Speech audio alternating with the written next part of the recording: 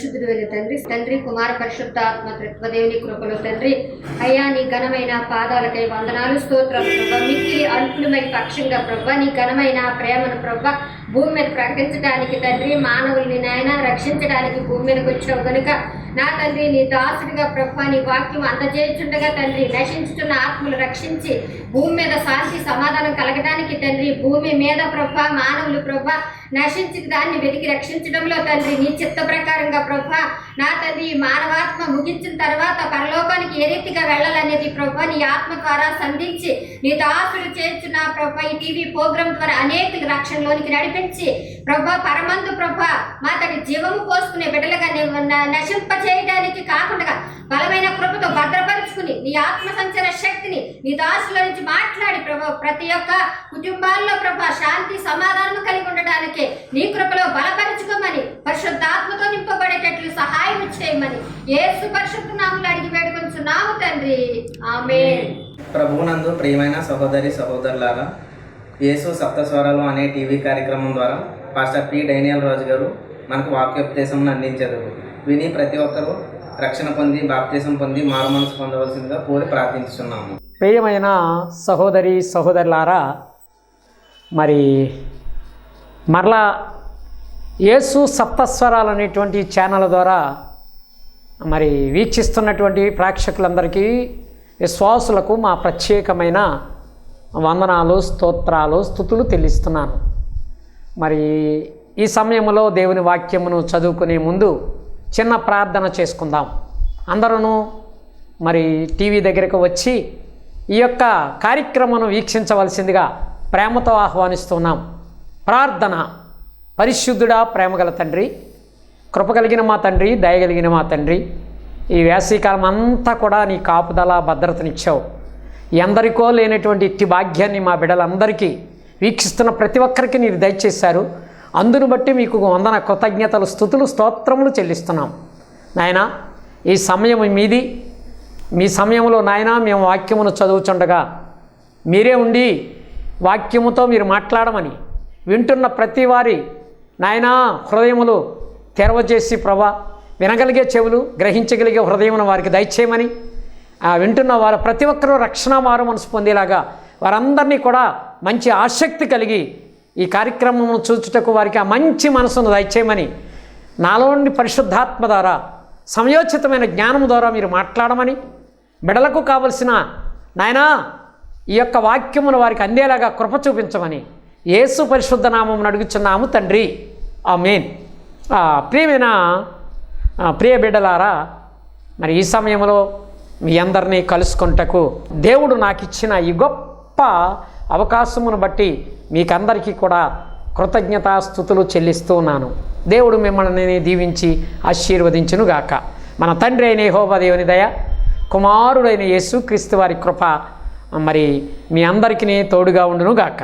మరి ఈ సమయంలో మనము ఒక అధ్యాయమును ఉన్నటువంటి 4 మరి అధ్యాయములు మనం చదువుకోవాల్సిన అవసరం ఎంతైనా ఉంది.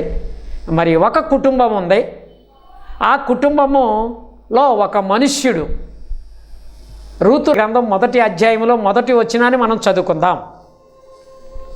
న్యాయాధిపతులు ఏలిన దినముల యందు దేశంలో కరువు కలుగగా యోధా బెత్లెహేము నుండి ఒక మనుష్యుడు తన భార్యను తన 2 కుమారులను వెంటబెట్టుకొని మోయాబు దేశమునకు కాపురముండుటకు వెళ్ళాడు.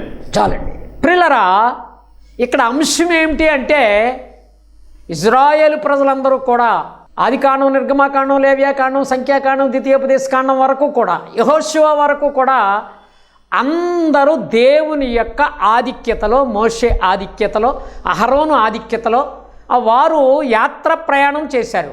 ఆ యాత్ర ప్రయాణం చేసినప్పుడు వారికి పరిపాలన అవసరం లేదు. కానీ వారు ఇశ్రాయేలు దేశమైనటువంటి ఆ యొక్క పాలు తేనెలు ప్రవహించే దేశంలోనికి వచ్చిన తరువాత వారికి అక్కడ మాకు రాజు కావాలా అని అడిగినప్పుడు దేవుడు మాకు రాజులు అక్కర్లొద్దు కానీ మాకు పరిపాలించేటువంటి నాయకులైనటువంటి న్యాయాధిపతులు కావాలన్నప్పుడు దేవుడు న్యాయాధిపతులను ఇచ్చాడు. ఆ న్యాయాధిపతుల కాలంలో యోదయ బెత్లెహేము, యోధా అనగా స్తుతి, బెత్లెహేము అనగా మరి దేవునికి నిలయమైనటువంటి రొట్టెలకు నిలయమైనటువంటి ప్రాంతం. ఆ ప్రాంతంలో ఒక కుటుంబం ఉంది. ఏది ఆ కుటుంబము అంటే ఆ కుటుంబంలో మరి ఆ కుటుంబంలో ఉన్నటువంటి వారికి అక్కడ ఆ సమయంలో వారికి కరువు వచ్చింది. పిల్లలు మన బైబిల్లో మనం చూసినట్లయితే మరి చాలాసార్లు కరువు వచ్చింది. కరువు వచ్చినప్పుడు చాలామంది అక్కడే ఉన్నారు కానీ ఎక్కడికి వెళ్ళలేదు ప్రియులరా. వీరైతే యూదా బెత్లెహేము నుండి, అంటే రొట్టెలికి నిలయమైన ప్రాంతం, దేవుడు ఆశీర్వదించినటువంటి పట్టణం, దేవుడు దీవించినటువంటి పట్టణం, దేవుడు ఆశీర్వాదకరంగా ఉండేటువంటి పట్టణం నుండి వీరు ఏం చేయబోతున్నారంటే వీరి సొంత ఆలోచన కలిగి ఈ భార్యాభర్తలు ఇద్దరూ కూడా మరి వారు యూదా బెత్లెహేము నుండి మోయాబు దేశమునకు వెళ్ళటానికి వారు ఆల్రెడీ నిశ్చయం చేసుకున్నారో వారు వెళ్ళటానికి సిద్ధపడి వారి బిడ్డలని వారిని తీసుకుని వారు ఆ ప్రయాణమై వెళుతున్నారు. సహోదరుడు చదువుతాడు. ఆ మనుషుని పేరు ఎలీమెలెకు. ఆ మనుష్యుని పేరు ఎలీమెలెకు. అతని భార్య పేరు నయోమి. వారి ఇద్దరి కుమారుల పేరు మహలోను, కిల్యోను. ప్రియరా, ఇక్కడ మనం గమనించినట్లయితే యూదా బెత్లెహేములో ఉన్నటువంటి వీరు, ప్రార్థన కలిగిన వీరు, దేవుని చేత ఆశీర్వదించబడిన వీరు ఎక్కడికి వెళుతున్నారంటే మోయాబు దేశం వెళుతున్నారు, అన్యుల ప్రాంతం వెళుతున్నారు. మోయాబీయులు అంటే ఎవరో ఒకసారి మీకు నేను తెలియచేస్తాను ప్రియులరా. లోతైనటువంటి ఆ యొక్క పట్టణము సొదొమ గొమొర్రా కాలిపోయినప్పుడు తన భార్య ఉప్పు స్తంభం అయిపోయిన తర్వాత వారు ఒక ప్రాంతంలో ఉంటున్నప్పుడు తన కుమార్తెలు వారికి ద్రాక్షారసం ఇచ్చి పాపము చేసినప్పుడు అక్కడ 2 సంతానాలు కలిగినాయి. ఏమిటా సంతానం అంటే మోయాబీలు, అమ్మోనీయులు. అందులో ఒక భాగమైన మోయాబీయులు, అది మోయాబి దేశము.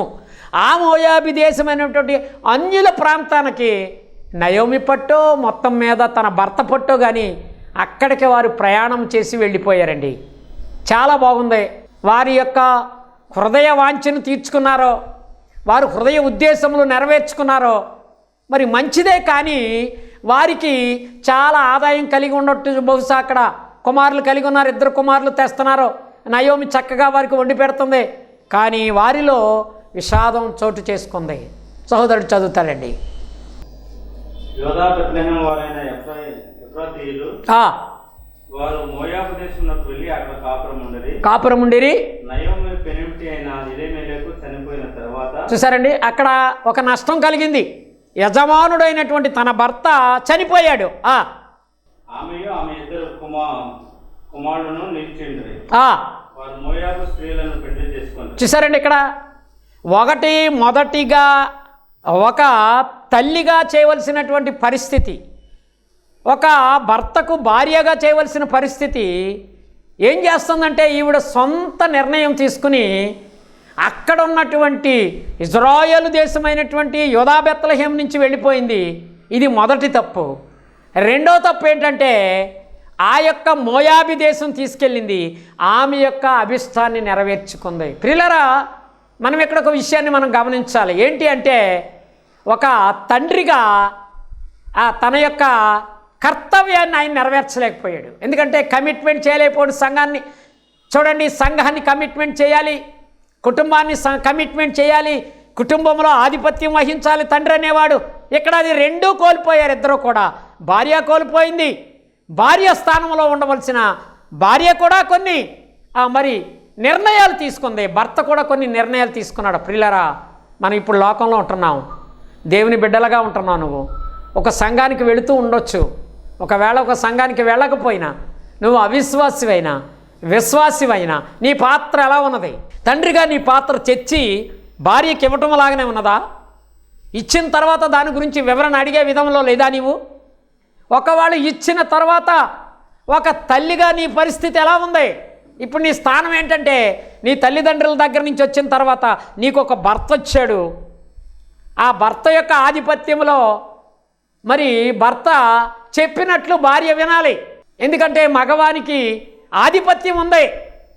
ఆదాము చెప్పాడు, ఆదాము చెప్పినట్లు అవ్వ వినలేదు. ఈ పండు తినొద్దు అన్నప్పుడు ఆ పండు ఆయన లేనప్పుడు తినేసింది, ఆయనకు కూడా పెట్టింది. అక్కడి నుంచే ప్రారంభించబడింది ప్రియులారా.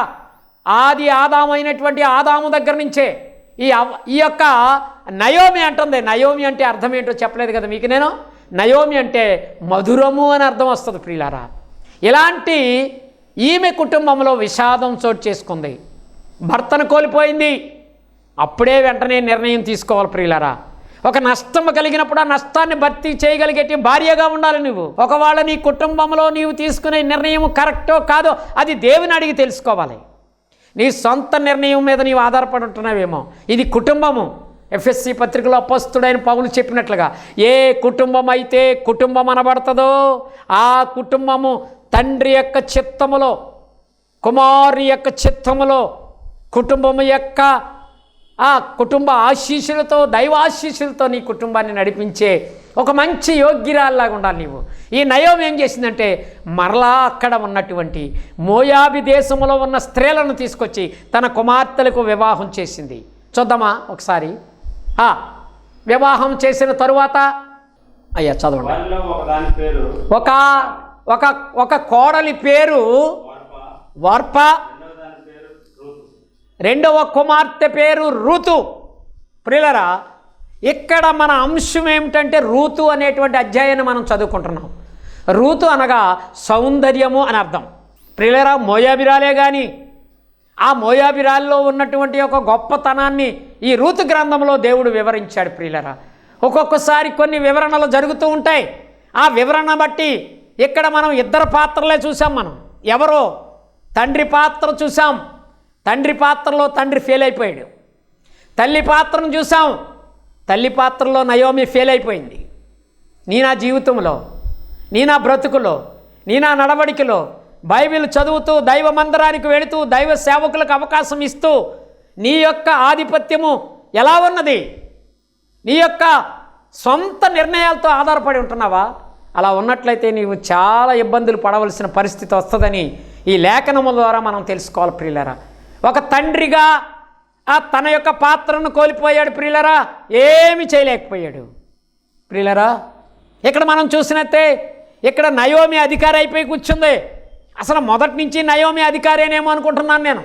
ఎందుకు అంటే తన భర్త మాట వినని వలన ఆమె మోయాబీ దేశం వెళ్ళింది. మోయాబీలతో సహవాసము కలిగింది. అన్యులైన వారితో సహవాసం కలిగింది. అన్య దేవతలను ఆచరిస్తుంది. అన్య సంస్కారాలు ఆచరిస్తుంది. అన్యుల ప్రకారంగా వివాహం చేసింది. అన్యులను తీసుకొచ్చి కుమార్తెలకు వివాహం చేసింది.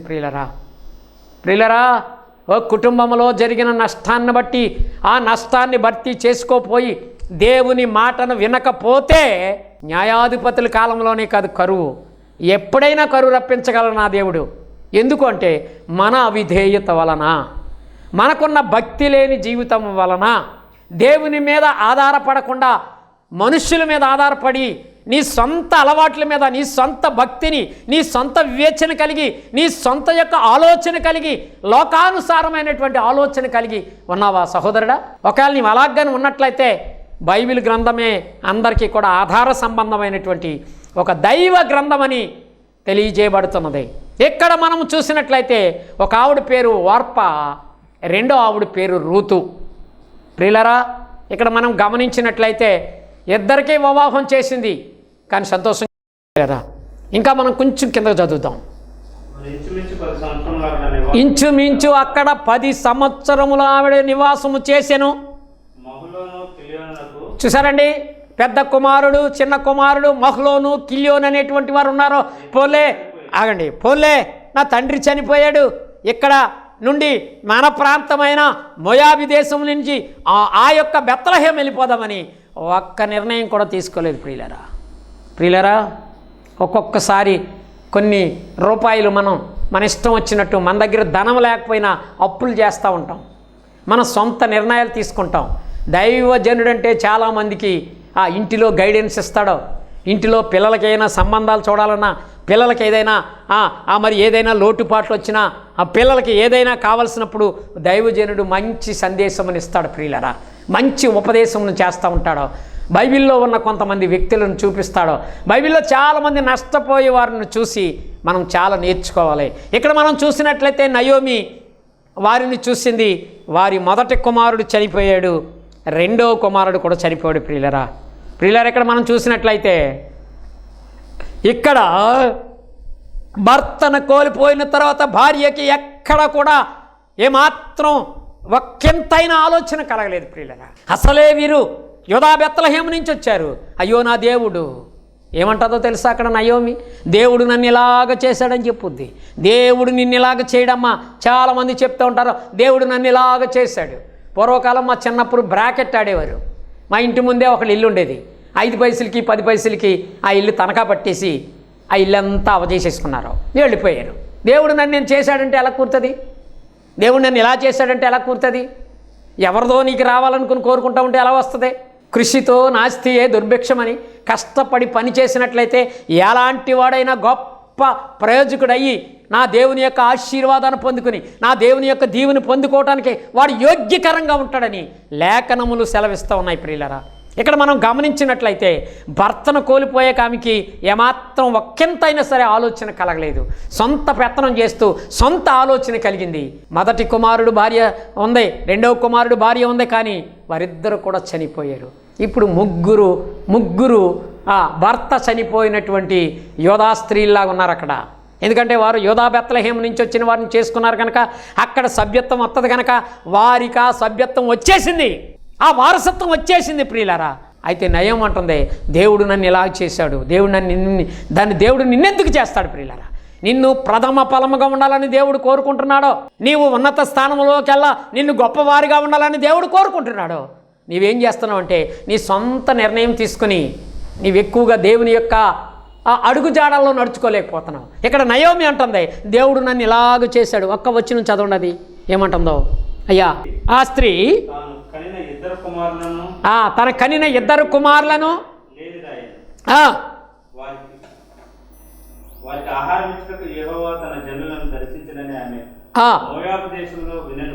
విన్నది గనక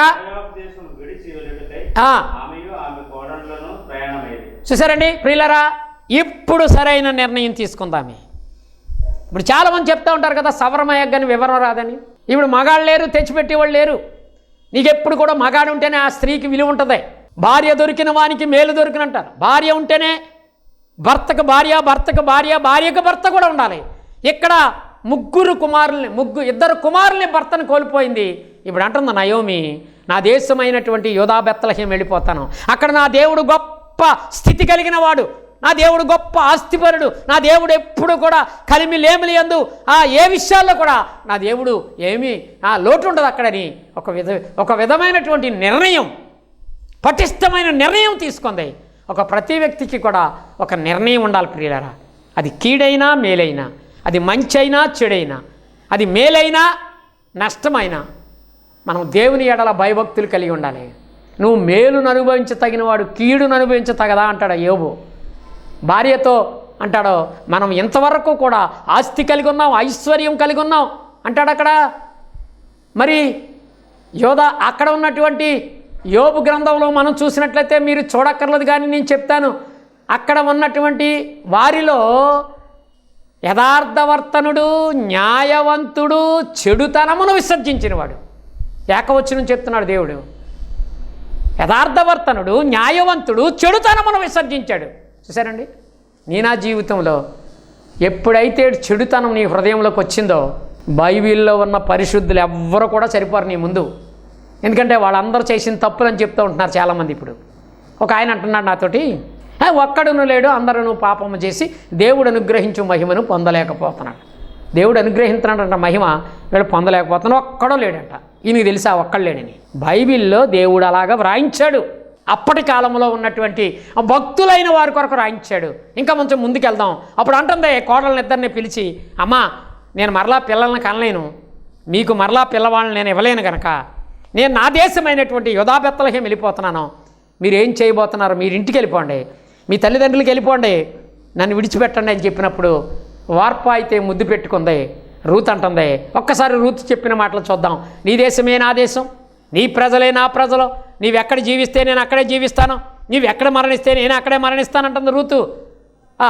ఒక వచ్చిన చదువుతారండి. అందుకు రూతు, నా వెంబడి రావద్దనియు, నన్ను విడిచిపెట్టవద్దనియు, నన్ను బ్రతిమార్పనవద్దనియు, నీవు వెళ్ళి చోటకే నేను వచ్చేదనని, నీవు నివసించే చోటనే నేను నివసించేదనని, నీ జనమే నా జనము, నీ జనమే నా జనము, నీ దేవుడే నా దేవుడు, నీ దేవుడే నా దేవుడు. చూసారండి, ఒక అన్య దేశం నుంచి వచ్చినటువంటి ఒక స్త్రీ చెప్తున్న మాటకే యోధా బెత్లెహేము నుంచి వచ్చినటువంటి ఒక అత్తగారికి లేదండి.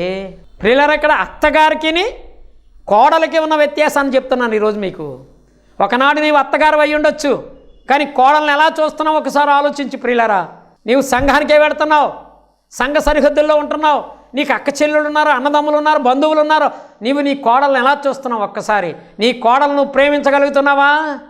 సంఘంలో రొట్టె బల్లారాధన తీసుకుంటున్నావు, నీ కోడలను ప్రేమించలేకపోతున్నావు. నీ కూతుర్ని ప్రేమించినట్టు నీ కోడలను ప్రేమించలేకపోతున్నావు. నీ కోడలను ఒక కూతురులాగా చూడలేకపోతున్నావు. సహోదరి, నేను క్రైస్తవురాలని చెప్పుకుంటున్నావు, నాకు 5 అన్నదమ్ములు ఉన్నారని చెప్తున్నావు, నాకు అక్క చెల్లెళ్ళు ఉన్నారని చెప్తున్నా, కానీ నీలో క్రీస్తు ప్రేమ లేదు. నీలో క్రీస్తు ప్రేమ లేదు. నీలో క్రీస్తు ప్రేమ కలిగి ఉండాలంటే నీవు క్రీస్తుని అంగీకరించినట్లే.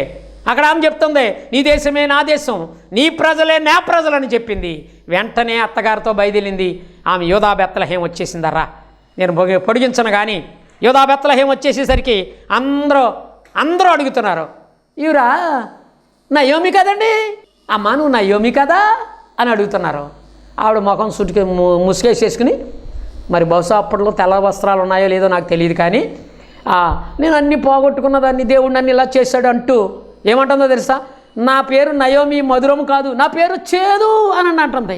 ప్రియ సహోదరి, ప్రియ సహోదరుడా, నువ్వు చేస్తున్నటువంటి తప్పితాల వలన, నీవు చేస్తున్నటువంటి దోషక్రియ వలన, నీవు చేస్తున్న అతిక్రమాల వలన, నీవు చేస్తున్న లోకములో నీవు చేస్తున్న అనేక రకాలైనటువంటి హృదయంలో పాపం, అసూయ, ద్వేషం, కలహము, మత్సరము ఇలాంటివన్నీ నీ హృదయంలో ఉంచుకొని రొట్టె బల్లారాధన యోధా గారు తిన్నట్టు నువ్వు కూడా తింటున్నావేమో. ఒకవేళ సంఘానికంటూ వెళుతున్నావేమో, సంఘములో ఉన్నవారు నిన్ను గుర్తించలేరు. ఎందుకంటే నీవే పాపం చేస్తున్నావు నీకు తెలుసు తప్ప, నా తండ్రికి తెలుసు తప్ప నీకెవ్వరికి తెలియదు కనుక అక్కడ నీవు ఎవరికి ఏ విధంగా ఉంటున్నావో, ఒక అత్తగారి పాత్ర ఎలా ఉందో నువ్వు చూసుకుంటున్నావా?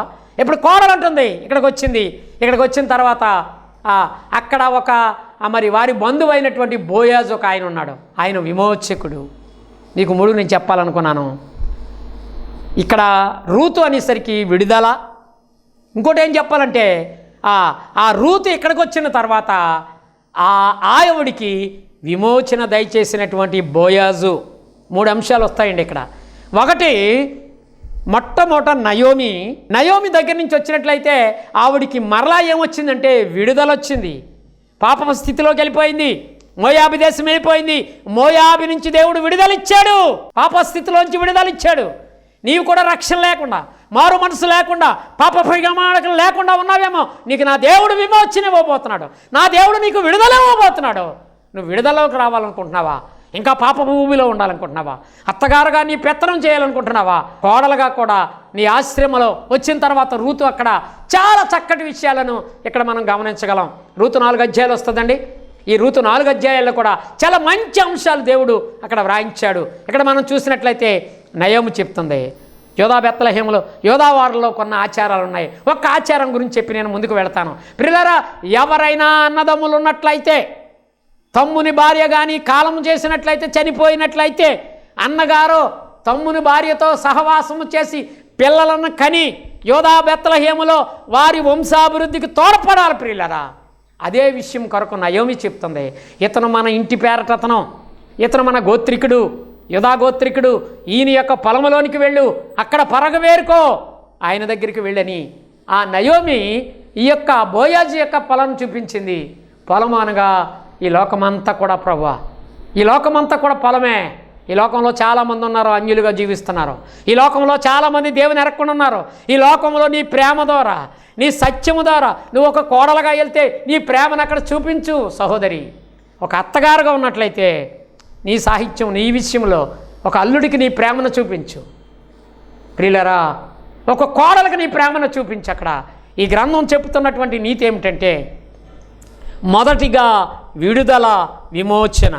రెండోది ఏం చెప్తున్నాడంటే, రూతుకి ఏమొచ్చిందంటే, మోయాబు దేశంలో ఉన్నటువంటి రక్షణ లేక, మారు మనసు లేక, పాపక్షమాపణ లేనటువంటి ఆ రూతుకి దేవుడు ఏం చేయబోతున్నాడంటే, ఈ యొక్క బోయాజు అనేటువంటి యేసు ప్రభు వారి ద్వారా, విమోచన ద్వారా ఆమెకి దేవుడు ఆ విమోచన దయచేశాడు. ఎప్పుడైతే భర్తను కలిగి ఉన్నదో, ఎప్పుడైతే ఆశ్రయం కలిగి ఉన్నదో, ప్రియులరా, మనం గమనించినట్లయితే ఇక్కడ రూతు గ్రంథం చాలా అంశాలతో కూడిందండి. మీరు గమనించాలి ప్రియులరా. మహలోను, కిల్యోను, అలాగే నాయనా మరి ఈ యొక్క నయోమి కూడా చాలా పశ్చాత్తాపడింది. నయోమి కూడా పశ్చాత్తాపడి తన అత్తగారి పాత్రను అప్పుడు పోషించింది ప్రియులరా. కోడల పాత్రగా రూతు ఆ సౌందర్యతగా ఉండి ఆ మోయాబి దేశాన్ని నుంచి వచ్చి యోధా బెత్లెహేములో ఆమె యొక్క స్థితిని పెంచుకున్నది ప్రియులారా. నీ నా స్థితి ఒకవేళ నీవు నేను పడిపోయి ఉన్నామేమో, నీవు నేను కూడా ఒకవేళ క్రైస్తత్వంలో పడిపోయామేమో, దేవుని ఎరగకుండా ఉన్నామేమో, దేవుని తెలుసుకోకుండా మోయాబి దేశంలాగా మోయాబి అన్య స్త్రీల వలె మీరు ఉన్నారేమో. ఒకవేళ అలాగుంటే ఎంతమాత్రం మీరు పరలోక రాజ్యానికి చేరరు. కానీ మీరు పరలోక రాజ్యానికి వారసులు కాదు. కానీ మీరు పరలోక రాజ్యానికి వెళ్ళాలంటే ఈ రూతు వలె మీరు బోయాజును విమోచకుడైనటువంటి బోయాజులాగా ఆ యొక్క మన ప్రభు అయిన యేసుక్రీస్తుని అంగీకరించిన మీరు సంఘమనబడే పొలమనబడే ఈ యొక్క ఆ సంఘములోనికి వెళ్ళి మీ ఆధిక్యతను అక్కడ కొనపరుచుకున్నట్లయితే మీరు కన్న బిడ్డలు, మీ ద్వారా ప్రసవించబడిన బిడ్డలు, మీ ద్వారా కన్నటువంటి ఆ యొక్క బిడ్డలు చక్కగా ప్రయోజకులు అయ్యి మంచి ప్రయోజకులుగా అయ్యి అనేక మంది సేవకులుగా తయారయ్యి ఈ లోకం ఏం చెప్తుందంటే అందరూ కూడా ఇక్కడ మనుషులను తయారు చేయాలి, 66 పుస్తకాలు బాగా చదవాలి, ప్రయోజకుడు కావాలి, నా యేసును అంగీకరించాలి, వారందరికి 66 పుస్తకాలు నేర్పించాలి, క్రొత్త నిబంధన అంతా బాగా తెలుసుకోవాలి. నా యేసు కొత్త నిబంధన అంతా తెలుసుకున్నాడు, అంతా కూడా అందరికీ బోధించాడు. మరి అపోస్తులు బోధించారు, అప్పుడున్నటువంటి పౌలు బోధించాడు, అప్పుడున్నటువంటి ఆదిమ అపోస్తులందరూ బోధించారు. వాళ్ళని పూర్తిగా సంపూర్ణంగా చేయాలి. నా ఉద్దేశం అదే. ఒకవేళ టీవీలో మాట్లాడుతున్నాను అని మీరు అనుకుంటున్నారేమో, నా దగ్గర ధనం ఉండి మాట్లాడతలేదండి, నా దగ్గర ఆస్తి ఉండి మాట్లాడతలేదు, నా దగ్గర ఏదో గొప్పగా మరి డబ్బు ఎక్కువై మాట్లాడతలేదు. కానీ కొన్ని అంశాల ద్వారా వీక్షిస్తున్న ప్రతి ఒక్కరూ కూడా మరి ఆయా ప్రాంతాల్లో చాలామంది వీక్షిస్తున్న వారు నాకు ఉత్తరాల ద్వారా, నాకు టెలిఫోన్స్ ద్వారా తెలియచేస్తున్నారు. ప్రియ సహోదరుడా, ప్రియ సహోదరి, ఈ రూతు అనే గ్రంథాన్ని మనం చదివినట్లయితే, రూతు చెప్పబడిన రీతిగా మనం గమనించినట్లయితే అక్కడ విడుదల, రెండవది ఏంటంటే విమోచన, మూడవది ఏంటంటే రక్షణ నీవు పొందుకొని ఉన్నావా? వీటి ద్వారా మనం వీక్షించబడుతూ రాబోతున్నటువంటి దుర్దినాలు ఎదుర్కొంటకు ఒక కోడలుగా, ఒక అత్తగా, ఒక తండ్రిగా, కుమారులుగా మీ పాత్రలు ఎలా ఉన్నాయి? అసలు ఈ లోకంలో జీవిస్తున్నామన్న పేరు మాత్రం ఉంది, కానీ మీరు మృతులేనా అని దేవుని వాక్యం సెలవిస్తుంది.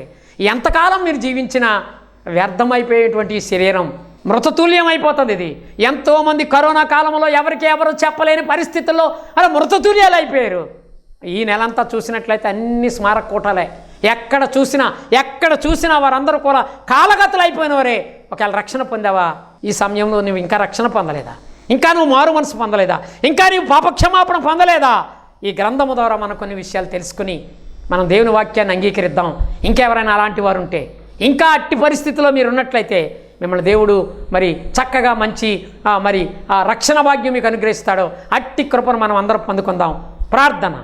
పరిశుద్ధుడా, ప్రేమగల తండ్రి, కృప కలిగిన మా తండ్రి, దయగలిగిన మా తండ్రి, ఈ రూతు గ్రంథము ద్వారా నేర్చుకున్న విషయాలు మేము అనేక మందికి వివరించుటకు, మా జీవితాలను మార్చుకుంటకు, మా బ్రతుకులు మార్చుకున్నటకు, కోడలుగా నా జీవితాన్ని, అత్తగారుగా నా జీవితాన్ని, ప్రభా తండ్రిగా నా జీవితాన్ని నేను మార్చుకుంటానని ఒక్కొక్కరు పశ్చాత్తాపడి, ఒక్కొక్కరు వేదన దుఃఖము నుండి, విచారము నుండి ఆనందములోకి, దుఃఖము నుండి సంతోషమునికి, కోర్టుల వ్యవహారంలో ఉన్నారా, ఆస్తి తగాదాల్లో ఉన్నారా, అన్నదమ్ముల మధ్యన మీకు సంతోషం లేదా, ఆయా బంధువుల మధ్య నీ సంతోషం లేదా, నీ ఊరి వారితో సంతోషం లేదా, నా ప్రభు అయిన యేసును అంగీకరించినట్లయితే, నా ప్రభు అయిన యేసును ధరించుకున్నట్లయితే, ఆయన నామములో బాప్త్యస్వం తీసుకున్నట్లయితే ప్రతి ఒక్కరిని రక్షించి మారు మనసు పొంది పాపక్షమాపణ పొందిలాగా వారిని తయారు చేయమని, నిన్న ప్రతి వారిని మీరు ఫలింపచేసి కృప చూపించమని, నీరు కట్టి ప్రభా అది ఫలభరితమైన జీవితాన్ని వారికి దయచేయమని, వీక్షిస్తున్న ప్రతివారిని, చూస్తున్న ప్రతివారు, వింటున్న ప్రతివారిని మీరు దీవించి ఆశీర్వదించమని యేసు పరిశుద్ధ నామమున అడుగుచున్నాము తండ్రి.